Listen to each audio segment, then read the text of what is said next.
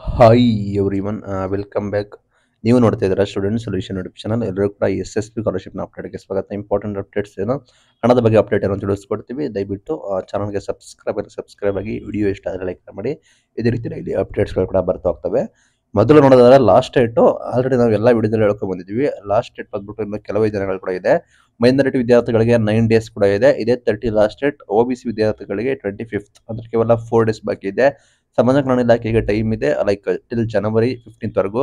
Technical education ಕೂಡ 9 days time ಇದೆ. ಆಯುಷ್ ವಿದ್ಯಾರ್ಥಿಗಳಿಗೆ ಟಿಲ್ ಫೆಬ್ರವರಿ ಎಂಡ್ ವರೆಗೂ ಕೂಡ ಇದೆ. ಗ್ರಾಮೀಣ ಡೆವಲಪ್ಮೆಂಟ್ ಬೋರ್ಡ್ ಇಂದ this month end 9 days time ಇದೆ. ಡಿಸಬಿಲಿಟಿ ವೆಲ್ಫೇರ್ ಅವರಿಗೆ ಡಿಸೆಂಬರ್ 31 ಲೆಫ್ಟ್ ಇದೆ. ಕಟ್ಟಡ ಕಾರ್ಮಿಕರದ್ದು ಆಲ್ರೆಡಿ ಎಸ್ಪೆಷಲ್ ಹೇಳ್ತಾ ಇದ್ದೀನಿ, ಡಿಸೆಂಬರ್ 31 ಲಾಸ್ಟ್ ಇದೆ ಕಟ್ಟಡ ಕಾರ್ಮಿಕರದ್ದು. ಅಂಡ್ ಕಟ್ಟಡ ಕಾರ್ಮಿಕರದ್ದು ಸ್ಕಾಲರ್ಶಿಪ್ ನ ಜಮೆ ಕೂಡ ಮಾಡ್ತಾ ಇದ್ದಾರೆ. ಕಟ್ಟಡ ಕಾರ್ಮಿಕರದ್ದು ಯಾರು ಅಪ್ಲಿಕೇಶನ್ ಹಾಕಿಲ್ಲ ಆದಷ್ಟು ಬೇಗ ಹಾಕಿ. RAS ಕಮ್ಯುನಿಟಿ ಇದ್ರು ಕೂಡ 9 ಡೇಸ್ ಕೂಡ ಲೆಫ್ಟ್ ಇದೆ. ಕ್ಯಾಪ್ ನೋಡ್ಕೊಳ್ಳಿ. ಇಲ್ಲಿ ಅಮೌಂಟ್ ಒಂದು ಕಟ್ಟಡ ಕಾರ್ಮಿಕರದ್ದು ಆಲ್ರೆಡಿ ಬಿಡುಗಡೆ ಕೂಡ ಮಾಡ್ತಾ ಇದ್ರೆ, ನಿಮ್ಮ ತಂದೆ ತಾಯಿ ಕಟ್ಟಡ ಕಾರ್ಮಿಕರಾಗಿದ್ರೆ ದಯವಿಟ್ಟು ಆದಷ್ಟು ಬೇಗ ಅಪ್ಲಿಕೇಶನ್ ಹಾಕಿ. ಅಮೌಂಟ್ ಶೀಘ್ರದಲ್ಲೇ ನಿಮಗೆ ಬರುತ್ತೆ, ನಿಮ್ಮ ಖಾತೆಗೆ ಈಸಿಯಾಗಿ ನಿಮ್ಮ ಖಾತೆಗೆ ಜಮೆ ಆಗುತ್ತೆ. ಆಯ್ತು, ಅದನ್ನು ಕೂಡ ಗ್ಯಾಪ್ ನೋಡ್ಕೋಬಹುದು. ಇನ್ನ ಮೇನ್ ಥಿಂಗ್ ಅಪ್ಡೇಟ್ ಬಗ್ಗೆ ಮಾತಾಡ್ತೀನಿ. ಸ್ಕಾಲರ್ಶಿಪ್ ಅಪ್ಡೇಟ್ ಬಂದ್ಬಿಟ್ಟು ಸಾಕಷ್ಟು ಜನಕ್ಕೆ ಸ್ಯಾಂಕ್ಷನ್ ಆಗಿದೆ, ಬಟ್ ಕ್ರೆಡಿಟ್ ಕೂಡ ಆಗಬೇಕಾಗಿತ್ತು. ಸರ್ಕಾರ ಕೆಲವು ಮಂದಿಗೆ ಹಣ ಕೂಡ ಬಿಡುಗಡೆ ಮಾಡಿತ್ತು, ಇನ್ನೇನು ಜಮೆ ಮಾಡ್ತಾರೆ ಅಂತೇಳಿ ಮಾಹಿತಿ ಬಂದಿತ್ತು. ಸಾಕಷ್ಟು ವಿದ್ಯಾರ್ಥಿಗಳಿಗೆ ಜಮೆ ಆಗಿಲ್ಲ, ಬಟ್ ಸ್ಟೇಟಸ್ ಕೂಡ ತೋರಿಸ್ತಾ ಇದೆ, ಅಪ್ಡೇಟ್ ಕೂಡ ಆಗ್ತಾ ಇದೆ. ಯಾರಿಗಾರು ವಿದ್ಯಾರ್ಥಿಗಳಿಗೆ ಜಮೆ ಆಗಿದೆ ಅಂತೇಳಿ ನಿಮಗೆ ಗೊತ್ತಿದೆ ದಯವಿಟ್ಟು ಕಮೆಂಟ್ ಮೂಲಕ ತಿಳಿಸಬಹುದು. ಆಯ್ತಾ, ನಂತರ ಈಗ ಮೈನ್ ಥಿಂಗ್ ಸ್ಟೇಟಸ್ ಬಗ್ಗೆ ಹೋಗ್ತೀನಿ. ಈ ವರ್ಷದ ಸ್ಕಾಲರ್ಶಿಪ್ ನಾನು ಸ್ಟೇಟಸ್ಗೆ ಹೋಗ್ತೀನಿ. ಇಲ್ಲಿ ಈ ವರ್ಷದ ಸ್ಕಾಲರ್ಶಿಪ್ ಮೈನ್ ಥಿಂಗ್ OBC ವಿದ್ಯಾರ್ಥಿಗಳು ಅಮೌಂಟ್ ಕೇಳ್ತಾ ಇದ್ರಿ. OBC ವಿದ್ಯಾರ್ಥಿಗಳಿಗೆ ಲಾಸ್ಟ್ ಇಯರ್ ಅಮೌಂಟ್ ಇನ್ನು ಕೂಡ ಬಿಡುಗಡೆ ಕೂಡ ಮಾಡಿಲ್ಲ, ಅಪ್ಲಿಕೇಶನ್ ವೆರಿಫೈ ಆಗಿಲ್ಲ. ಆಯ್ತಾ, ಬಿಕಾಸ್ ಸರ್ಕಾರದವರು ಹಣ ಬಿಡುಗಡೆ ಮಾಡಿದ ನಂತರ ನಿಮ್ದು ಸ್ಟೇಟಸ್ ಅಪ್ಡೇಟ್ ಕೂಡ ಆಗೋದು. ಸರ್ಕಾರದವರು ಬಿಡುಗಡೆ ಮಾಡ್ತಾ ಇದೀವಿ ಅಂತ ಹೇಳಿ ಘೋಷಣೆ ಕೂಡ ಮಾಡಿದ್ರು. ಮೈನಾರಿಟಿ ಅಂದಿದ್ರು, SC ST ಕೂಡ ಅಂದಿದ್ರು, ಕೆಲವರಿಗೆ DBT ಪೋಸ್ಟರ್ಸ್ ಕೂಡ ಆಗಿತ್ತು. ಸರ್ಕಾರ ಶೀಘ್ರದಲ್ಲೇ ನಾವು ಕ್ರೆಡಿಟ್ ಕೂಡ ಮಾಡ್ತೀವಿ ಅಂತ ಇದ್ದಾರೆ. ಸರ್ಕಾರ ಹಣ ಬಿಡುಗಡೆ ಮಾಡಿದ ನಂತರವೇ ನಿಮ್ಮ ಖಾತೆಗೆ ಜಮೆ ಆಗೋದು. OBC ವಿದ್ಯಾರ್ಥಿಗಳಿಗೆ ಕೆಲವರಿಗೆ ಬಂದಿದೆ. ಆಯ್ತಾ, ನಿಜ ಹೇಳ್ಬೇಕು, ನಾವು ಕೆಲವರಿಗೆ OBC ವಿದ್ಯಾರ್ಥಿಗಳಿಗೆ ಬಂದಿದೆ. ಅದು ಈಗಲ್ಲ, ದಿಸ್ ಮಂತ್ ಬಂದಿಲ್ಲ, ದಿಸ್ ಇಯರ್, ಈ ಇಯರ್ ಸ್ಟಾರ್ಟಿಂಗ್ ಮಾರ್ಚ್ ಏಪ್ರಿಲ್ ಆ ಸಮಯದಲ್ಲಿ ಕೆಲವು ವಿದ್ಯಾರ್ಥಿಗಳಿಗೆ ಖಾತೆಗೆ ಜಮೆ ಆಗಿದೆ. ಬಟ್ ಸಾಕಷ್ಟು ಬಹುತೇಕ ವಿದ್ಯಾರ್ಥಿಗಳಿಗೆ OBC ವಿದ್ಯಾರ್ಥಿಗಳಿಗೆ ಪೆಂಡಿಂಗ್ ಇದೆ, ಅದು ಕೂಡ ಬಂದಿಲ್ಲ. ಆಯ್ತಾ, ನೀವು ಸ್ಟೇಟಸ್ ಹೋಗೋದಾದ್ರೆ ದಿಸ್ ಇಯರ್ದು ಇನ್ನು ಕೂಡ ಅಪ್ಲಿಕೇಶನ್ ವೆರಿಫೈ ಆಗಿಲ್ಲ. ಆಯ್ತಾ, ಇನ್ನು ಕೂಡ ಅಪ್ರೂವ್ ಆಗಿಲ್ಲ. ಲೈಕ್ ನಿಮಗೆ ಡಿಪಾರ್ಟ್ಮೆಂಟ್ ತೋರಿಸುತ್ತೆ. ಆಯ್ತಾ, ಇನ್ನು ಕೂಡ ಪೇಮೆಂಟ್ ಅಪ್ರೂವ್ಡ್ ಆಗಿಲ್ಲ. ರೆಸ್ಪಾನ್ಸ್ DBT ಪೋಸ್ಟರ್ಸ್ ಕೂಡ ಆಗಿಲ್ಲ. UTR ನಂಬರು ಮತ್ತೆ ಬ್ಯಾಂಕ್ ನೇಮು ಎಲ್ಲ ತೋರಿಸುತ್ತೆ. ಆಯ್ತಾ, ಇದು ಪೇಮೆಂಟ್ ಡೀಟೇಲ್ಸ್ ಅಂತ ಇದೆ, ನೋಡಿ ಗಮನಿಸಬಹುದು.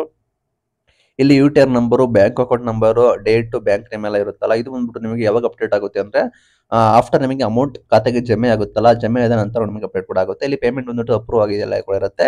ಇಲ್ಲಿ ನೀವು ಮೇನ್ ಥಿಂಗ್ ನಿಮ್ಮ ಸ್ಟೇಟಸ್ ನ ಚೆಕ್ ಮಾಡ್ಕೊಳ್ಳಿ. ಲೈಕ್ ನಿಮಗೆ ಏನಾದ್ರು ಅಮೌಂಟ್ ಸ್ಯಾಂಕ್ಷನ್ ಆಗಿದೆ, ಕೆಲವರು ವಿದ್ಯಾರ್ಥಿಗಳಿಗೆ ಕೆಲವರಿಗೆ ಆಗ್ತಾ ಇದೆ ಅಂತ ಮಾಹಿತಿ ಬರ್ತಾ ಇದೆ.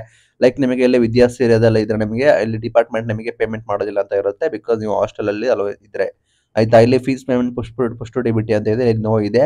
ಕೆಲವರಿಗೆ ಪುಷ್ಟು DBT ಅಂತ ಇರುತ್ತೆ, ಯಾರಿಗೆ ನಿಮಗೆ ನಿಮ್ದು ಯಾವುದೋ ಡಿಪಾರ್ಟ್ಮೆಂಟ್ ಆಗಿ SC ST OBC ಆಗಿ ಪುಷ್ಟು DBT ಇದ್ರೆ ನಿಮಗೆ DBT ಪುಷಸ್ ಆಗಿದೆ ಅಂತ ಹೇಳಿ ಇನ್ನೇನು ಸರ್ಕಾರ ಹಣ ಬಿಡುಗಡೆ ಮಾಡಿದ ತಕ್ಷಣವೇ ನಿಮ್ಮ ಖಾತೆಗೆ ಜಮೆ ಆಗುತ್ತೆ ಅಂತವರು ಹೆಂಡರ್ ಇದ್ದೀರಾ ಅಂದ್ರೆ ಇನ್ನೇನು ಕೆಲವೇ ಸಮಯದಲ್ಲಿ ನಿಮ್ಮ ಖಾತೆಗೆ ಹಣ ಜಮೆ ಆಗುವ ಹೆಂಡರ್ ಇದ್ದೀರಾ ಅಂತವ್ರು ವೆಯ್ಟ್ ಕೂಡ ಮಾಡಿ. ಆಯ್ತಾ, ಈಗ ಸರ್ಕಾರದವರು ಈಗ main thing last year scholarship ನ ಬಿಡುಗಡೆ ಮಾಡಿದ ನಂತರವೇ ಈ ವರ್ಷದ ಮಾಡಬೇಕಾಗುತ್ತೆ. ಲಾಸ್ಟ್ ಇಯರ್ದು ನೀವು ನೋಡೋದಾದ್ರೆ ಡಿಪಾರ್ಟ್ಮೆಂಟ್ ವೈಸ್ ಡಿಪೆಂಡ್ ಆಗುತ್ತೆ. ಆಯ್ತಾ, ಇಲ್ಲಿ ಎಲ್ಲರೂ ಕೂಡ ಸರ್ಕಾರದವರ ಅಮೌಂಟ್ ಹಾಕೋ ಕಾರಣ ಇಲಾಖೆಗಳು ಕೂಡ ಇರ್ತವೆ, ಆ ಇಲಾಖೆಗೆ ಮಿನಿಸ್ಟರ್ ಕೂಡ ಇರ್ತಾರೆ. ಆಯ್ತಾ, ಆ ಇಲಾಖೆಯಲ್ಲಿ ಅನುದಾನಗಳು ಸ್ಕಾಲರ್ಶಿಪ್ ಎಲ್ಲ ಮೇಂಟೈನ್ ಮಾಡೋದು ಆ ಇಲಾಖೆಯವರಾಗಿರ್ತಾರೆ. ಆಯಾ ಇಲಾಖೆ ಸಚಿವರು ಚೆನ್ನಾಗಿ ಅವರು ಸ್ವಲ್ಪ ಸ್ಟ್ರಿಕ್ಟ್ ಆಗಿ ಇದ್ರೆ ಸ್ವಲ್ಪ ಅದ್ರ ಬಗ್ಗೆ ಯೋಚನೆ ಮಾಡಿ ವಿದ್ಯಾರ್ಥಿಗಳಿಗೆ ಸಹಾಯ ಆಗಲಿ ಅಂತ ಹೇಳಿ ಅವರು ಓಡಾಡಿ ಮಾಡಿದ್ರೆ ನಿಮಗೆ ಸ್ಕಾಲರ್ಶಿಪ್ ಬರುತ್ತೆ. ಆಯ್ತಾ, ಸುಮ್ಮನೆ ಸಚಿವರು ಗ್ಯಾರಂಟಿ ಕೊಡ್ತಾ ಇದೀವಿ ಹೋದ್ರೆ ಹೋಗ್ಲಿ ಅಂತ ಹೇಳಿ ಇದ್ರೆ ಆಗೋದಿಲ್ಲ. ಅಲ್ಲಿ ಸಚಿವರ ಮೇಲೆ ಡಿಪೆಂಡ್ ಆಗುತ್ತೆ. CM ಅವರು ಡೈರೆಕ್ಷನ್ ಕೊಡಬಹುದು. ಮೇನ್ ಥಿಂಗ್ ಸಚಿವರ ನಿಯೋಜನೆ ಇಂಪಾರ್ಟೆಂಟ್ ಆಗಿರುತ್ತೆ. ಯಾಕೆ ಅಂದ್ರೆ CM ಅವರು ಅಮೌಂಟ್ ಇದ್ರೆ ಅದು ಧಾರಾಳವಾಗಿ ಕೊಡ್ತಾರೆ. ಆಯ್ತಾ, ಸ್ಕಾಲರ್ಶಿಪ್ ಅಂದ್ರೆ, ಬಟ್ ಅಮೌಂಟ್ ಅಭಾವ ಇರೋ ಕಾರಣ ಸಚಿವರು ಹೊಂದಿಸ್ಕೊಂಡು ಮಾತಾಡಿ ಇಲಾಖೆ ಬರೋ ಅನುದಾನದಲ್ಲಿ ಸ್ವಲ್ಪ ಹೋಲ್ಡ್ ಮಾಡಿ ಸ್ವಲ್ಪ ವಿದ್ಯಾರ್ಥಿಗಳಿಗೆ ಕೊಡೋಣ ಅಂತ ಹೇಳಿ ಸಚಿವರು ಯೋಚನೆ ಮಾಡಬೇಕು. ಆಗ ಮಾತ್ರ ನಿಮಗೆ ಅಮೌಂಟ್ ಬರಕ್ ಸಾಧ್ಯ. ಆಯ್ತಾ, ಇದು ಫ್ಯಾಕ್ಟರ್ ರಿಯಾಲಿಟಿ. ಇಲ್ಲಿ ಸಮಾಜ ಕಲ್ಯಾಣ ಇಲಾಖೆಗೆ ಬೇರೆ ಸಚಿವರು ಇದ್ದಾರೆ, ಹಿಂದುಳಿದ ವರ್ಗದ ಇಲಾಖೆಗೆ ಬೇರೆ ಸಚಿವರು ಇದ್ದಾರೆ. ನೋಡಿದ್ರೆ ಮೈನಾರಿಟಿ ಡಿಪಾರ್ಟ್ಮೆಂಟ್ ಗೆ ಬೇರೆ ಸಚಿವರು ಇದ್ದಾರೆ. 3 ಇಲಾಖೆ ಬೇರೆ ಬರುತ್ತೆ. ಸರ್ಕಾರದ ಅಂಡರೇ ಬರೋ ಕಾರಣ ಹಣಕಾಸು ಸಚಿವರು ಸ್ವತಃ ಮುಖ್ಯಮಂತ್ರಿ ಆಗಿದ್ರು ಕೂಡ ಇಲಾಖೆ ಬೇರೆ ಇರುತ್ತೆ. ಆಯ್ತಾ, ಮುಖ್ಯಮಂತ್ರಿ ಮೂಲಕ ಬಂದು ಇಲಾಖೆಗೆ ಬಂದ್ಮೇಲೆ ವಿದ್ಯಾರ್ಥಿಗಳಿಗೆ ಬರದೇ ಇರಬಹುದು, ಆ ರೀತಿ ಆಗ್ಬೋದು. ಅದಕ್ಕೋಸ್ಕರ ಸ್ಪಷ್ಟನೆ ಆಗಿರುತ್ತೆ. ಬಂದ ನಂತರ ನಿಮ್ಗೆ ಅಪ್ಡೇಟ್ ಕಳಿಸ್ತೀನಿ. ನಿಮಗೆ ಪ್ರೊಸೆಸ್ ಆಗೋದು ಲೇಟ್ ಆಗುತ್ತೆ. ಆಯ್ತಾ, ನಿಮ್ಮ ಖಾತೆಗೆ ಜಮೆ ಆಗೋದು ಲೇಟ್ ಆಗುತ್ತೆ. ಲೈಕ್ ಅಪ್ಡೇಟ್ ಆಗಿ ಸ್ಕಾಲರ್ಶಿಪ್ ಲಾಸ್ಟ್ ಡೇಟ್ ಒಳಗಡೆ ಆದಷ್ಟು ಬೇಗ ಅಪ್ಲಿಕೇಶನ್ ಹಾಕಿ ಯಾರೆಲ್ಲ ಇದ್ದೀರಾ, ನಂತರ ನಿಮಗೆ ಕ್ರೆಡಿಟ್ ಕೂಡ ಆಗುತ್ತೆ.